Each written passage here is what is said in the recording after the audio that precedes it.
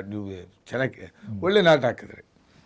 ನೋಡಿ ಸರ್, ಸಂಗೀತದಲ್ಲಿ ಇದನ್ನು ಬರೀ ನಾವು ವ್ಯಾಪಾರ ಅಂತ ನೋಡಲಿಲ್ಲ. ಇದು ಒಂದು ಸಾಧನೆ. ಈ ಸಾಧನೆಯಲ್ಲಿ ನಾವು ಗೆದ್ದೇ ಗೆಲ್ಲಬೇಕು.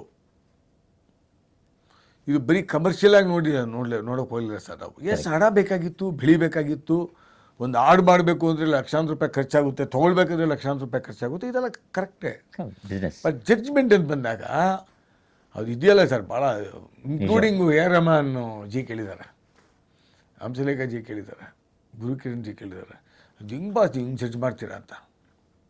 ದಿಗ್ಗಜರು, ಸಂಗೀತ ಕ್ಷೇತ್ರದ ಸಂಗೀತ ನಿರ್ದೇಶಕರುಗಳು, ನಿರ್ಮಾಪಕರು, ಸಾಹಿತಿಗಳು ಕೇಳಿಬಿಟ್ಟಿದೆ ಸರ್ ಈ ಪ್ರಶ್ನೆ ನನಗೆ. ನಾನು ಅವ್ರಿಗೆ ಹೇಳಿದೆ, ನೋಡಿ ನನ್ನ ಎಲ್ಲ ಆಸ್ತಿನೂ ಬೇರೆ, ಅದು ಆಸ್ತಿಯನ್ನು ನಾನು ಹೇಳೋದೇ ಇಲ್ಲ. ಇವೆರಡೂ ಇದೆಯಲ್ಲ, ಈ ಎರಡು ಕಿವಿಗಳು ಆಸ್ತಿ, ಶ್ರವಣ, ಕರೆಕ್ಟ್ ಅಲ್ಲ ಸರ್? ಕರೆಕ್ಟ್. ಇದೇ ನನ್ನ ಆಸ್ತಿ ಅಂತ ಹಿಂಗೆ ಹೇಳ್ತೀರಾ ಅಂದರು.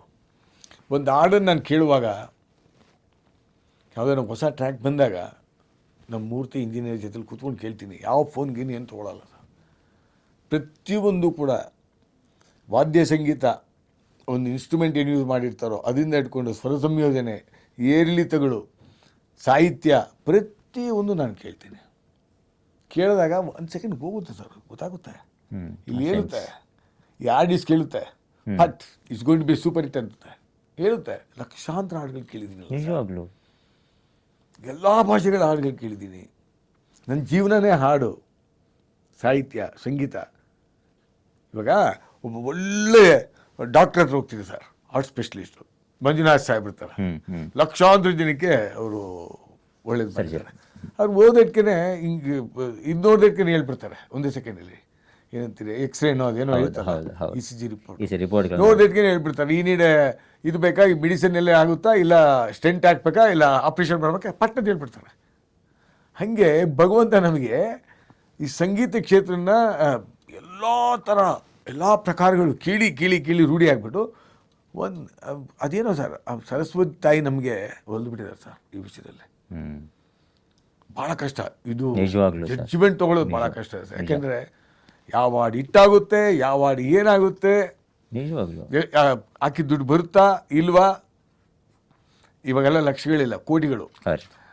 ಸ್ವಲ್ಪ ಒಂದೇ ಒಂದು ಮಿಸ್ಜಡ್ಜ್ಮೆಂಟ್ ಮಾಡಿದ್ರೆ ಕೋಟಿಗಳೇ ಹೋಯ್ತು. 5 ಹಾಡುಗಳಿಗೆ ಕೋಟಿಗಳು ಕೊಡ್ಬೇಕು ಸರ್. ಇವಾಗ 5 ಹಾಡಿಗೆ, ಕೇವಲ 5 ಹಾಡುಗಳಿಗೆ ಕೋಟಿಗಳು, ಲಕ್ಷಗಳು, ಆ ಥರ ಆಗಿಬಿಟ್ಟಿದೆ.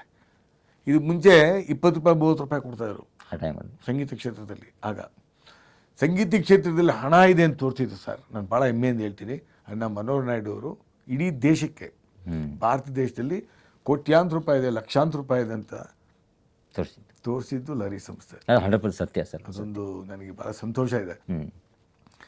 ಸೊ ಜಡ್ಜ್ಮೆಂಟ್ ಅನ್ನೋದು ಸರ್, ಇದು ಭಗವಂತನ ಆಶೀರ್ವಾದ. ನಿಮ್ಮ ಸಾಧನೆ, ನಿಮ್ಮ ಸಾಧನೆ ನೀವು ಕೇಳಬೇಕು. ನೀವು ಕೇಳಿದ್ರೆ ನೀವು ಎಷ್ಟು ಕೇಳ್ತಿರೋ ಸರ್, ಎಷ್ಟು ಕೇಳ್ತಿರೋ ಅಷ್ಟು ಒಳ್ಳೆ ಜಡ್ಜ್ಮೆಂಟ್ ಬರುತ್ತೆ. ಎಷ್ಟು ಹಾಡುಗಳನ್ನ ಕೇಳಿ ಅನುಭವಿಸ್ತಿರೋ, ಸುಮ್ಮನೆ ಏನೋ ಕಾಟಾಚಾರಕ್ಕೆ ಹಾಡು ಕೇಳೋದಲ್ಲ. ಅದೊಂದು ಸಾಧನೆ, ಹಾಡು ಕೇಳೋದೊಂದು ಸಾಧನೆ ಸರ್ ನನ್ನ ಪ್ರಕಾರ. ಹೌದು, ತಾಳ್ಮೆ ಸರ್, ತಾಳ್ಮೆ ಕರೆಕ್ಟ್ ಸಾಧನೆ. ನನಗೆ ಭಾಳ ಸಲ ಕೇಳೋರು ನಮ್ಮ ಇಂಜಿನಿಯರು ಬಿಡ್ಜಾನ್ ತೀರೋಗ್ಬಿಟ್ಟಿದ್ದಾರೆ ಅವರು. ಏನು ಬಾಸ್ ನೀವು ಇಷ್ಟೊಂದು ಜೋರಾಗಿ ಸೌಂಡ್ ಇಟ್ಟು ಕೇಳ್ತಿರಲ್ಲ, ಕಿವಿ ಏನಾಗಬೇಕು ನಿಮಗೆ ಅಂತ. ನಾನು ಅವ್ರಿಗೆ ಹೇಳ್ತಾ ಇದ್ದೆ, ಮಿರ್ಜಾ ಸರ್ ಒಂದು ಹಾಡನ್ನು ಭಾಳ ಕಷ್ಟಪಟ್ಟು ಮಾಡಿರ್ತಾರೆ. ನಾನು ಅದು ನಿಜವಾಗ್ಲೂ ಜಡ್ಜ್ಮೆಂಟ್ ಕೊಡಬೇಕು ಅಂತಂದರೆ, ಅಂದರೆ ನನ್ನ ಅನಿಸಿಕೆ, ಜಡ್ಜ್ಮೆಂಟ್ ಅಂತ ಹೇಳಿದ್ರೆ ತಪ್ಪಾಗುತ್ತೆ ಪದ, ಅಭಿಪ್ರಾಯ, ನನ್ನ ಅಭಿಪ್ರಾಯವನ್ನು ಹೇಳಬೇಕು ಅಂತಂದರೆ, ನಾನು ಸತ್ಯ ಹೇಳಬೇಕು ಅಂದರೆ ಕರೆಕ್ಟಾಗಿ ಕೇಳಬೇಕು. ನಾನು ಏನೋ ಸುಮ್ಮನೆ ಬಂತು ಕೇಳು, ಅದು ಎಸ್ ಆರ್ ನೋ ಬೇರೆ ವಿಷಯ. ನಾಳೆ ಜೋರಾಗಿ ಕಂಪ್ಲೀಟ್ ಸ್ಟುಡಿಯೋದಲ್ಲಿ ಕೇಳಿದ್ರೆ ನನಗೆ ಜಡ್ಜ್ಮೆಂಟ್ ಸಿಗುತ್ತೆ, ಇಲ್ಲ ಅಂದರೆ ಸಿಗಲ್ಲ.